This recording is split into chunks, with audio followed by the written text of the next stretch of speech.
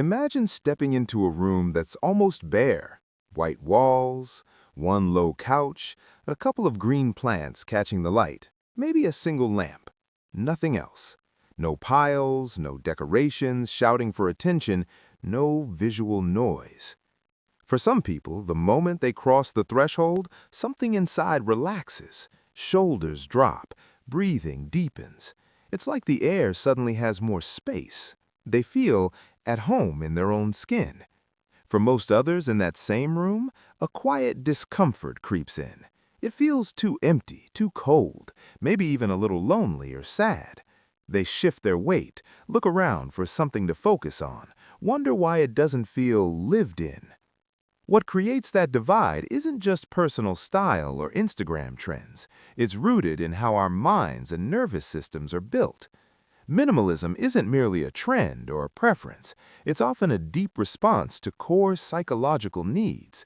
Let's unpack what science and human experience tell us about why some people crave that sparseness like oxygen.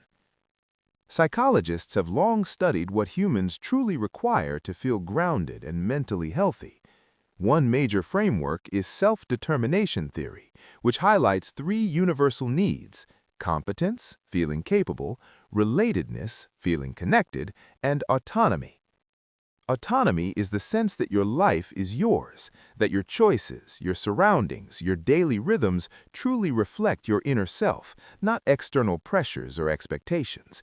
When that need is strong, people make intentional, value-aligned decisions about everything, including their physical spaces. A minimalist room isn't missing things, it's proof of agency. The environment answers to them, not the other way around. Objects aren't dictating the mood, the person is. People with a high drive for autonomy notice this distinction constantly. A cluttered space can feel like an invasion, other people's tastes, past impulses, societal shoulds all crowding in.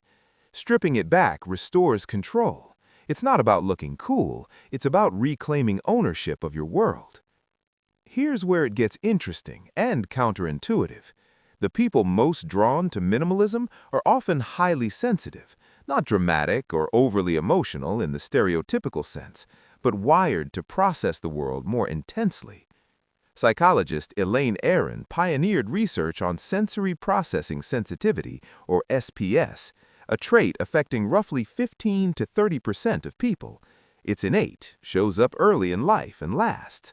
HSPs, or highly sensitive people, notice subtleties others miss: faint sounds, shifts in lighting, emotional undercurrents in a room. Their nervous systems don't filter as aggressively. More gets through. Overstimulation isn't just annoying, it drains them physically and mentally. Bright lights, loud chatter, visual chaos, it's like constant low-level static.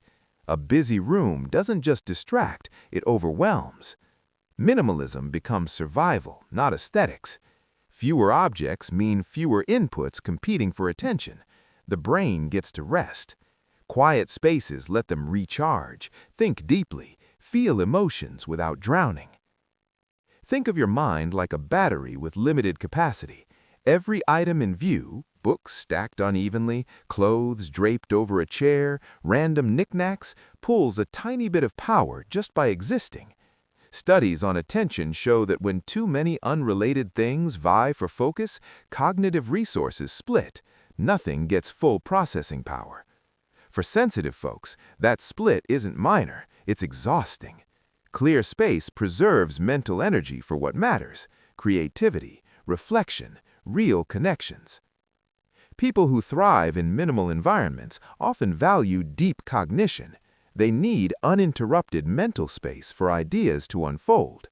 Writers, artists, thinkers, many work best in near-empty rooms, not for the look, but to safeguard the fragile process of creation. A cluttered view fragments attention. A clean one lets a single thought complete itself. It's protective, almost sacred. Consumer psychologist Russell Belk introduced the idea of the extended self back in 1988. Our possessions become part of who we are. Most people build identity through layers of stuff: Clothes that signal status, gifts that hold memories, collections that tell a story. The more you have, the more complete the self feels. But for some, that foundation feels shaky. Things get lost, break, go out of style. Identity tied to objects is vulnerable. Minimalists often arrive, sometimes through hardship, at a quieter truth. Wholeness doesn't require an inventory.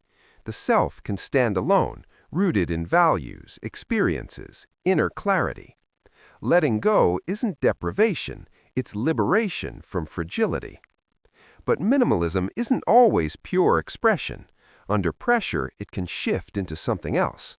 Picture someone a few days after a painful breakup, not the sobbing phase, but the quiet, methodical one. They start sorting. The ex's hoodie first, then shared mugs, then anything that echoes before. Surface is clear, rooms empty. From outside, it looks like self-care. Inside, it's often compensatory control. When emotions feel chaotic and uncontrollable, people grasp for concrete actions that restore agency. Throwing out or organizing becomes a small win. I can still decide something.